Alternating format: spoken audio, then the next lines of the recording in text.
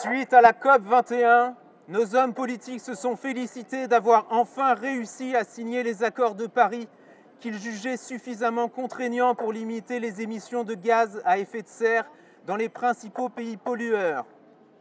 Parmi les plus grosses sources d'émissions de ces gaz nocifs pour la planète, on trouve l'élevage et les transports.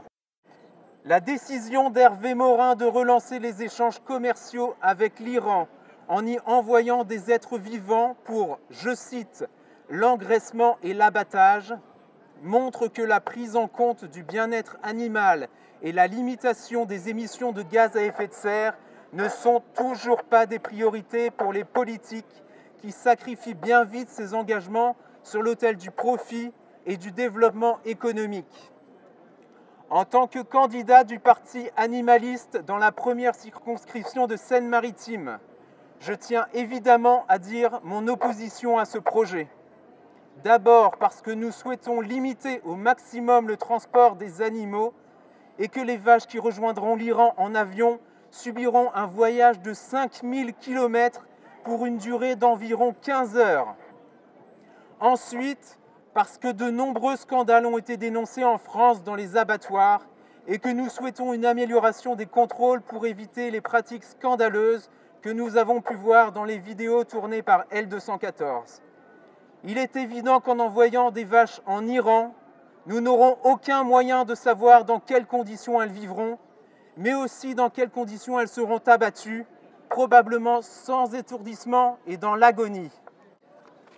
Au parti animaliste, nous souhaitons fixer un objectif national de réduction de la consommation de produits animaux de 25% en 2025 par rapport à 2015, par des politiques publiques de santé incitant à modérer la consommation de produits d'origine animale au regard notamment de ses effets sur les animaux, le climat, l'environnement et la santé.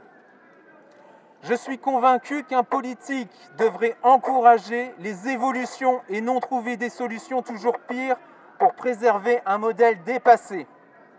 Au lieu de trouver des filières à l'exportation pour compenser la baisse de consommation de produits animaux, nos politiques devraient encourager les éleveurs à produire des protéines végétales, moins de souffrance, moins de pollution. Cette filière pourrait être soutenue en favorisant le développement de circuits courts. Elle pourrait être valorisée par la mise en place d'un menu végétal alternatif dans la restauration collective, publique et privée, et d'un repas végétarien hebdomadaire pour tous dans la restauration scolaire.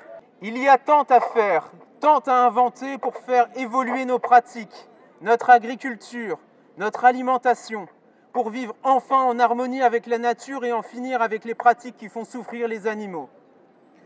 Monsieur le Président de la région Normandie, Hervé Morin, inventons ensemble l'agriculture de demain. Faisons de la Normandie une pionnière dans la lutte pour le respect de la nature et la défense du bien-être animal. D'autres solutions existent. N'envoyez pas nos vaches en Iran.